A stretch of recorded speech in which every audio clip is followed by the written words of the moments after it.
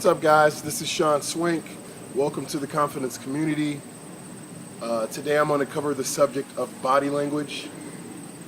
And there are many facets to what makes a body language solid. But I'm not going to get into all of them today. I'm going to just cover a couple of them just so you'll have an idea of what I'm talking about. But I'm going to focus more on the effect of good body language and what impression it puts upon the people that are in your environment. Some of you guys probably noticed a person that had good body language, and you probably assumed that they were some great politician or some huge business owner or some rich guy or something like that. And in essence, those guys could just be normal individuals just like you are, but when you have good body language, the perception that you give to other people is that this person is successful. Any kind of good posture indicates that I'm sure of myself. I don't have any insecurities about who I am as an individual. What happens is when you see people that are kind of slumped over, when you see that type of person, you automatically assume that they're not a boss of anything, they're not in control of anything, they're not even in control of their lives, and all of this comes from the perception that you get because you see them slumped over.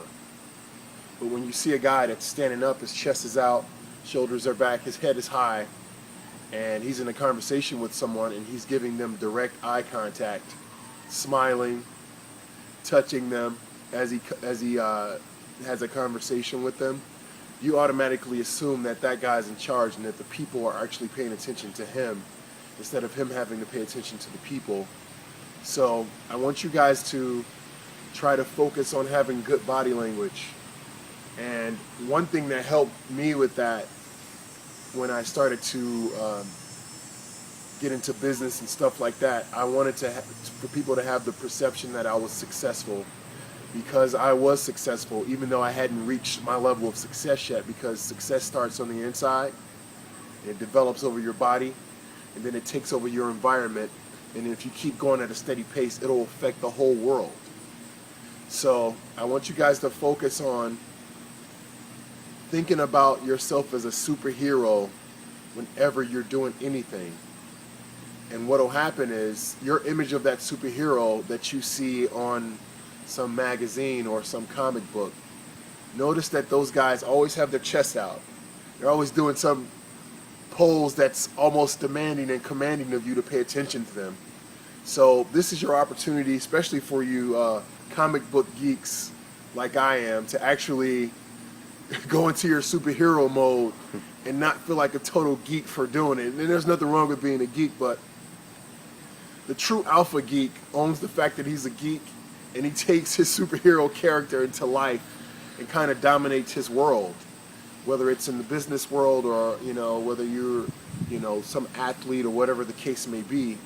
You want to be the type of person that's seen as a superhero because everyone wants to spend time with the superhero. And in essence, what they're saying is everybody wants to be around people that are solid and they have solid confidence. And part of that solid confidence means you have to have good, solid, hardcore body language. It's okay to stick your chest out.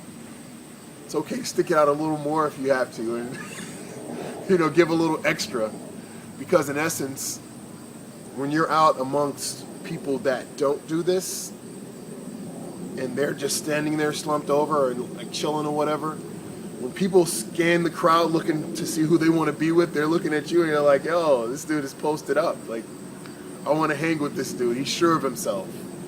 Around all these gorgeous women, he's standing out there with his chest out like, what? This is my space. And when you take your stand in your body language, make sure you're posted up. Get in a bit of a stance. Even the funny thing about this is people are always focused on what everybody is thinking about them. And when you do that, nobody's thinking about you because you're already in your head thinking about them. But when you reverse that and you start just thinking about yourself, everybody starts to pay attention because you're thinking about yourself, you're walking in like, all right, is my chest poked out? Are my shoulders back? Is my head up? I am. What's going on, guys? What's good? Here I am. When you walk in a place like that, you definitely command attention. And it's not really about you necessarily going in there to seek attention, but it's about you being solid as an individual. And when you do that, attention is just a byproduct. This is Sean Swank, man. Take care of yourself, kid.